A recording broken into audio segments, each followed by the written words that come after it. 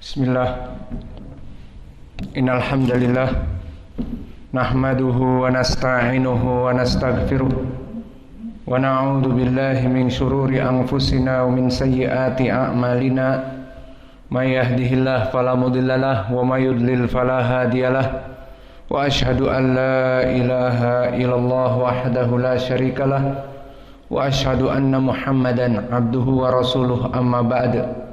Alhamdulillah, pada kesempatan hari ini, hari Ahad 18 Ramadan 1444 Hijriah ba'dal asr, kita lanjutkan kajian soal jawab Ramadaniyah. Maka dipersilahkan kepada ikhwanuna untuk membacakan soalnya. Bismillah, soal Ramadan 1444 Hijriah. Assalamualaikum. Didapati hadis jika berdoa angkat tangannya, setelah itu usapkan kedua tangannya ke wajahnya. Bisakah dijadikan pendalilan tentang mengusap wajah setelah kunut witir? Barakallahu fiik. Bismillah. Hadis ini tidak bisa dijadikan hujjah untuk pendalilan mengusap wajah bagi orang yang setelah selesai sholat witir dengan kunutnya, dari berbagai segi. Pertama, dari segi sanad, maka hadis bukan satu saja tetapi banyak, semuanya adalah dhaifun jiddan. Yang kedua, jika kita sahihkan riwayat ini, maka hadis-hadis ini semuanya membahas tentang doa mutlak jika sahih. Maknanya doa di luar sholat. Maka jika seseorang melaksanakan doa di hadis Salman dan yang lainnya yang pernah kita lewati, innallaha hayyun karim, bahwa Allah itu sangat pemalu dan sangat mulia. Jika seorang hamba mengangkat tangannya di saat berdoa, maka dia merasa malu di saat tangannya diturunkan dan dia belum menjawabnya. Ini hadis yang sahih. Adapun hadis yang disebutkan ada tambahan sebelum turun untuk mengusap kedua wajahnya. Maka lafaz-lafaz tambahan ini tidak ada yang sahih.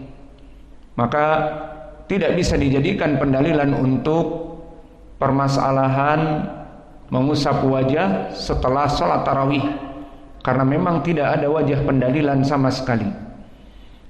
Dan perlu dijadikan tambih juga, perhatian, di saat para ulama misalnya mengatakan hada dalil, ataupun perkara ini demikian dan demikian, dalilnya mana? Daliluhu bi adami dalil. Yang diinginkan daliluhu bi adami dalil bukan maknanya tidak ada di sana sama sekali hadis yang membicarakan tentang permasalahan ini. Sampai maknanya dalilnya dengan tidak adanya dalil, maknanya bisa jadi datang dalil, namun pertama dalilnya dhaif, sehingga para ulama tidak menjadikan sebagai pendalilan dalam perkara tersebut. Kedua, bisa jadi dalilnya sahih, namun tidak ada wajah pendalilan di dalam perkara itu. Maka untuk contohnya permasalahan ini, para ulama mengatakan bahwa mengangkat kedua tangan terjadi khilaf, dan mengusap kedua tangan sebelum turun di saat selesai sholat kunutul witr, maka ini tidak ada dalil. Daliluhu bi adami dalil. Thayyib. Di sana tadi disebutkan oleh penanya ada hadis yang berbicara tentang permasalahan mengusap wajah. Maka kenapa dikatakan daliluhu bi adami dalil? Dalilnya dengan tidak adanya dalil. Maka kita katakan yang diinginkan dengan para ulama dalam permasalahan apapun, perkara ini sabit, mana dalilnya? Daliluhu bi adami dalil. Perkara ini boleh, perkara ini halal, mana dalilnya? Dalilnya dengan tidak adanya dalil tentang pelarangannya. Perkara ini mubah, mana dalilnya? Dalilnya dengan tidak adanya dalil tentang kewajibannya atau pengharamannya. Bisa jadi Setelah diperiksa ternyata ada seakan-akan dalil. Namun setelah diperiksa ternyata dalilnya dhaif atau dalilnya tidak sharih, tidak jelas, hanya meraba-raba. Maka oleh sebab itu ini perlu diperhatikan. Jika para ulama mengatakan daliluhu bi adami dalil, perkara ini mubah, perkara ini halal, bukan haram. Kenapa? Karena tidak ada pendalilan tentang haramnya. Ini maknanya. Pertama, bisa jadi ada dalil, namun para ulama tidak menoleh kepadanya karena dhaifnya. Atau ada dalil, namun para ulama tidak menoleh karena tidak ada wajh dalalah, hanya dalil yang diraba-raba. Maka perlu diketahui bahwa kaidah al-bara'ah al-asliyah, daliluhu bi adami dalil, bisa jadi ada dalil namun dalilnya tidak dipakai. Fahim tum terhadap kaidah ini? Taib. Begitupun kita menjawab permasalahan ini. Katanya di pelajaran yang lalu tidak ada dalil yang diinginkan di dalam permasalahan ini. Ternyata banyak lafaz-lafaz hadis mengusap wajah. Kita katakan tadi bahwa dalil ke arah itu bermasalah sehingga tidak bisa dijadikan hujjah. Maka para ulama mengatakan daliluhu bi adami dalil. Maka kita jawab secara terperinci hadis-hadis yang dijadikan pendalilan oleh mereka yang melaksanakan mengusap wajah setelah kunut al-witr. Di antaranya hadis Ibnu Umar. Qala Rasulullah sallallahu alaihi wa ala alihi wasallam, "Inna rabbakum hayyun karim. Yastahi an yarfa'al abdu yadayhi fayaruddahuma safra la khaira fihima fa idza rafa'a ahadukum yadayhi falyaqul ya hayyun la ilaha illa anta ya arhamar rahimin summa idza radda yadayhi falyafrug dalikal khaira ila wajhihi." Maka di hadis Ibnu Umar sama seperti hadis Salman yang terdahulu, bahwa Allah itu maha pemurah dan maha malu. Maka jika seseorang melaksanakan doa kepada Allah agar mengangkat kedua tangannya dan mengatakan ya hayyun la ilaha illa anta ya arhamar rahimin 3 kali, kemudian setelah selesai dari doanya falyafrug agar mengusap dalikal khair ila wajhihi, tangannya yang mulia tadi kepada wajahnya. Maka ini yang dijadikan pendalilan mereka. Maka bagaimana menjawab pendalilan ini? Kita jawab hadis ini dari segi sanadnya, dan kita jawab dari segi wajh dalalah. Maka sanad hadis ini dikeluarkan oleh Imam At-Tabrani dan Imam Ibnu Adi, semuanya dari jalan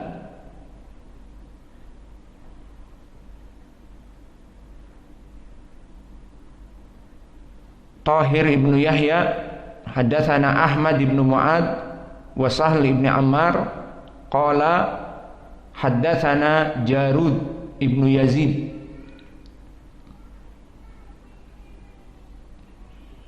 haddatsana Umar ibnu Dzar an Mujahid an ibni Umar. Maka ini sanad dari Imam At-Tabrani dan Imam Ibnu Adi. Maka sanadnya bertumpu kepada Al-Jarud Ibnu Yazid dari Umar Ibnu Dzar dari Muhammad dari Mujahid dari Ibni Umar. Maka hadis ini dhaifun jiddan. Madaru sanadnya kepada Jarud Ibnu Yazid. Dan Jarud Ibnu Yazid telah disebutkan oleh Imam Al-Bukhari munkarul hadis. Dan Imam Al-Bukhari jika mengatakan munkarul hadis, rawi ini ditinggal hadisnya karena sering berkesendirian. Dan berkata Imam An-Nasai matrukul hadis, hadisnya dibuang ke tong sampah. Dan berkata Abu Hatim munkarul hadis la yuktabu hadisuhu kadzab. Maka dia itu dibuang hadisnya, tidak boleh meriwayatkan dari dia pendusta. Dan dikatakan bahwa dulu Abu Usamah yarmihi bil kadhib. Maka ini kedudukan hadis Ibnu Umar. Dan kita tambah, kita juga di sini baik untuk insaf, tambah lagi pendalilannya. Kita bantu menambahkan pendalilan-pendalilan mereka. Telah datang juga dari Umar ibn al-Khattab, berkata, kana Rasulullah sallallahu alaihi wasallam idza rafa'a yadayhi fi du'a lam yahuthuma hatta yamsaha bihima wajhahu. Bahwa Nabi dulu jika berdoa, maka beliau di saat turun tidak langsung menurunkannya, kecuali Nabi itu mengusapkan kedua wajahnya. Maka hadis ini barakallahu fikum hadis yang mungkar. Diriwayatkan oleh Imam At-Tirmidzi, Al-Bazzar, At-Tabrani di Du'a, dan Abd ibn Humaid serta Al-Hakim, semuanya dari jalan Hamad ibn Isa Al-Juhani dari Handalah ibn Abi Sufyan an Salim ibn Abdillah dari bapaknya Abdullah ibn Umar dari Umar ibn al-Khattab.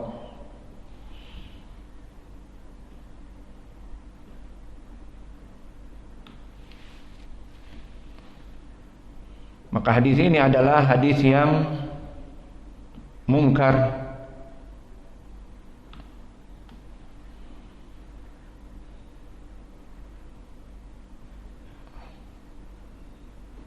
dan telah didhaifkan oleh para ulama.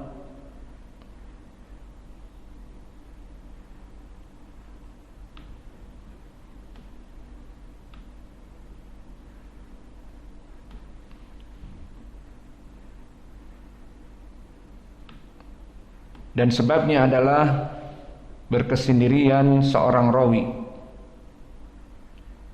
Hamad ibnu Isa, yang mana dia adalah layyinul hadis. Dan layyinul hadis maknanya hadisnya lunak, hafalannya lemah. Maka Hamad ibnu Isa seorang yang lemah hafalannya, maka hadis ini dhaif dikarenakan dia. Dan tidak didapati jalan yang lain dari Umar ibn al-Khattab kecuali dari jalan rawi ini. Maka ini yang dikatakan dengan mungkar.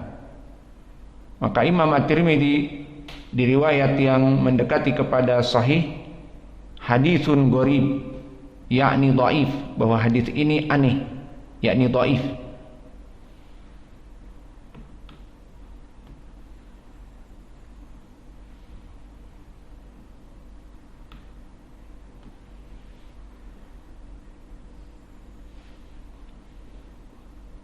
Dan kemudian